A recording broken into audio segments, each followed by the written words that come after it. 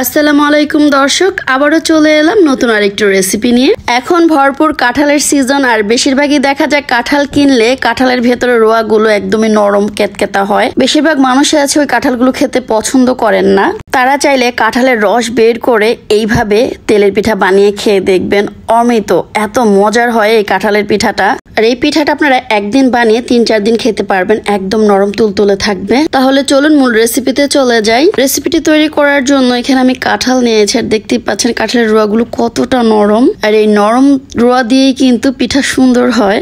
এবার রোয়ার ভেতর থেকে আমি বিচিটা বের করে আলাদা করে নিচ্ছি। কাঁঠালের রোয়া থেকে বিচিগুলো আলাদা করে নিয়েছি।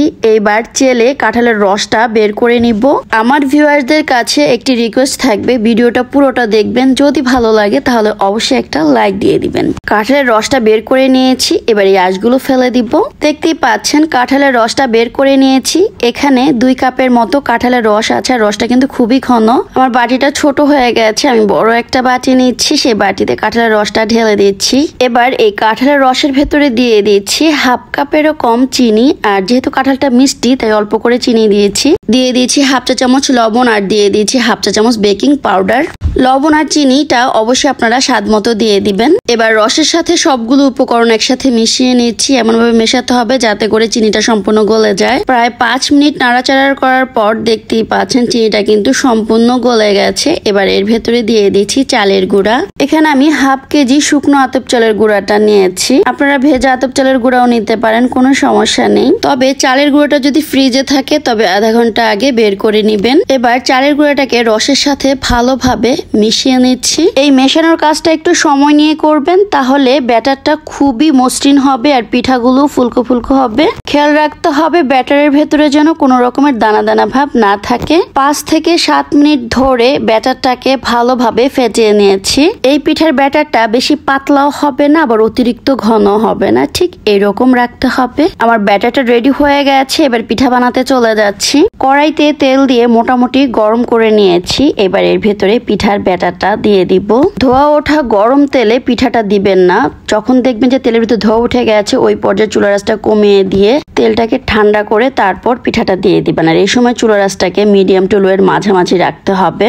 অতিরিক্ত গরম তেলে পিঠা দিলে সাথে সাথে পিঠাটা পুড়ে যাবে আর ভেতরটা কাঁচা থেকে যাবে। আর এই পিঠাটা একটু সময় নিয়ে ভাজতে হবে, 1 থেকে 1.5 মিনিট, তা না হলে কিন্তু পিঠার ভেতরটা কাঁচা থেকে যাবে। আমার কড়াইটা ছোট হয়ে গেছে, এখানে 2 থেকে 3টা পিঠাই আমি ভাজতে পারছি। আর আপনারা চাইলে বড় কড়াই নিতে পারেন, সেক্ষেত্রে 5-6টা পিঠা একসাথে ভাজতে পারবেন। যেহেতু এই পিঠাগুলো বানাতে একটু সময় বেশি লাগে, একসাথে যদি বেশি করে পিঠা বানানো যায় সেক্ষেত্রে সময়টা কম লাগবে। আর যে পিঠাটা আমি আগে দিয়েছি ওই পিঠার ভেতরে কিন্তু সুন্দর একটা কালার চলে আসছে। এবার আমি তুলে নিচ্ছি। আর আপনি কিভাবে বুঝবেন যে পিঠাটা হয়ে গেছে? যে পিঠাটা হয়ে যাবে ওই পিঠার ভেতরে কিন্তু আর বুদবুদ উঠবে না, একদমই তেলটা শান্ত হয়ে যাবে। আর যদি পিঠার ভেতরে কাঁচা থাকে তাহলে কিন্তু বুদবুদ উঠতে থাকবে। এভাবে করে আমি সবগুলো পিঠা বানিয়ে নিচ্ছি। আশা করছি বুঝতে পেরেছেন। আধা কেজি চালের গুঁড়ায় এখানে আমার 20 থেকে 25টা পিঠা হয়েছে। আর এই পিঠাগুলো দেখতে যতটা সুন্দর, খেতে কিন্তু অসম্ভব মজার হয়েছে। আর কতটা সুন্দর যে কাঁঠালের ফ্লেভার বের হয়েছে পিঠা থেকে তা বলার বাইরে। আপনারা বাসায় একবার হলো এই কাঁঠালের সিজনে এইভাবে পিঠা বানিয়ে খেয়ে দেখবেন, বানানো মাত্রই শেষ হয়ে যাবে। আমরা চালের গুঁড়া দিয়ে নরমালি যে তেলের পিঠাটা বানাই ওই পিঠাটা কিন্তু কিছুটা শক্ত হয়, আর এই পিঠাটা কিন্তু একদম নরম তুলতুলে হবে।